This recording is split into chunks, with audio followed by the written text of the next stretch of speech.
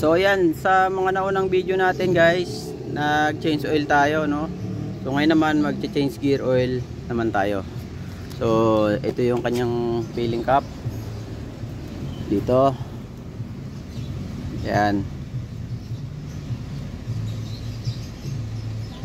Tapos yung kanyang drain plug nandito sa ilalim.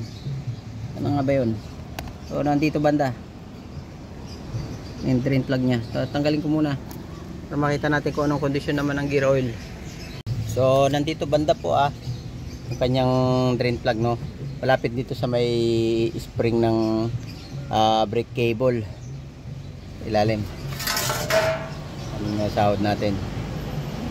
Yan yung dumi nung kanina nag-change oil. Ito naman, change gear oil naman tayo.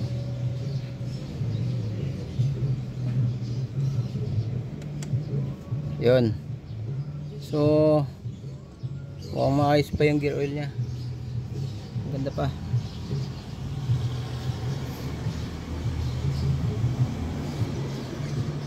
Tumba natin konti.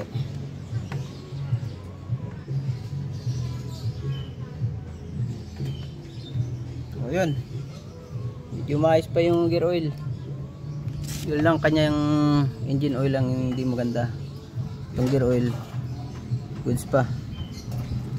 Marami kasi paglagyan natin kaya hindi natin nakita ng maayos. So yan, ibalik na natin yung drain plug nya number 12.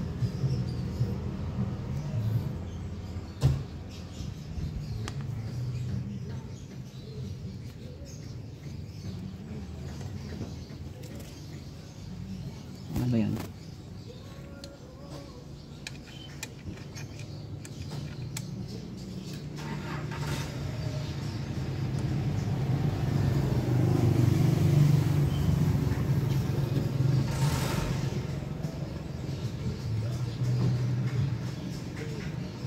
Yan.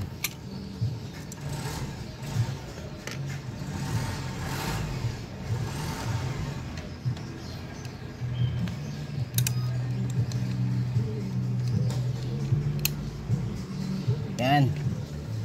Goods. Tapos so refill na natin siya ng gear oil.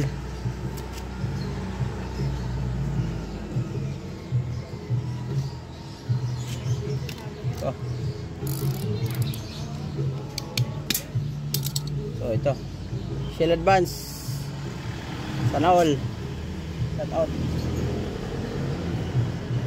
So ito ay 120 ml.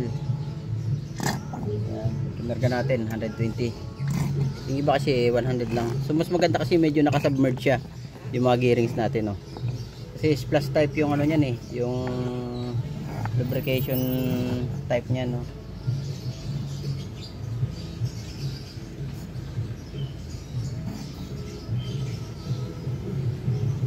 Sayang bawat patak sayang.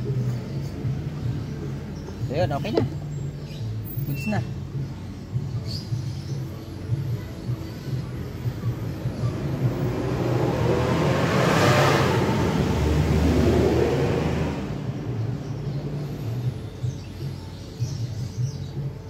Yan.